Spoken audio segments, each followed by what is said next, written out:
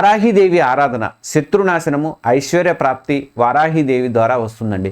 ఆషాఢ మాసంలో అత్యంత శక్తివంతమైనటువంటి విశేష ఫలితాలను ఇచ్చేటువంటి ఆరాధనలో వారాహీదేవి పూజ కూడా ఒకటండి. చాలామందికి తెలియని విషయం ఏంటంటే వసంత అలాగే శరన్నవరాత్రులాగే ఆషాఢ మాసంలో కూడా గుప్త నవరాత్రులు వస్తాయి. వీటిని వారాహి నవరాత్రులు అని కూడా అంటారు. ఆంధ్రప్రదేశ్ డిప్యూటీ సీఎం పవన్ కళ్యాణ్ చేసేది ఇదే వారాహి నవరాత్రులేనండి.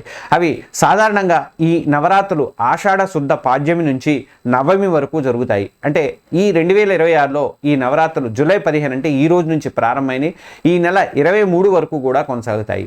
వారాహీదేవి సప్త మాతృకల్లో ఒకరు. ఇంకా శ్రీ లలితా పరాభట్టారిక దేవికి సైన్యాధ్యక్షురాలు అని శ్రీ విద్య తాంత్రిక ఉపాసనలో చెప్తారు.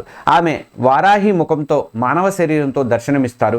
ఆమెను ఆరాధిస్తే ఎలాంటి కష్టాలైనా తొలగించగలదని చెప్పి భక్తులు నమ్ముతుంటారు.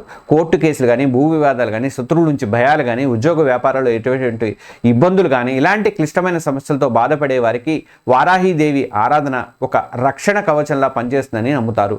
ఈ నవరాత్రుల్లో వారాహీదేవిని మనస్ఫూర్తిగా కొలిస్తే అపారమైనటువంటి ఐశ్వర్యం సిద్ధిస్తుందని భక్తులు ప్రగాఢంగా విశ్వసిస్తారు.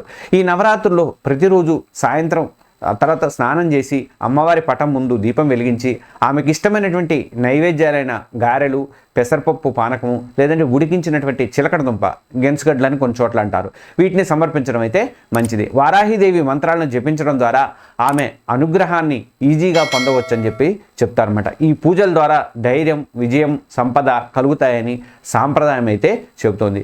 ఈ షార్ట్కి సంబంధించినటువంటి ఫుల్ వీడియో మీకు కావాలి అనుకుంటే మాత్రం ఈ కింద వీడియో డిస్క్రిప్షన్లో ఉన్నటువంటి లింక్ని వెంటనే క్లిక్ చేసి అక్కడ ఫుల్ వీడియోని మీరు చూడొచ్చు.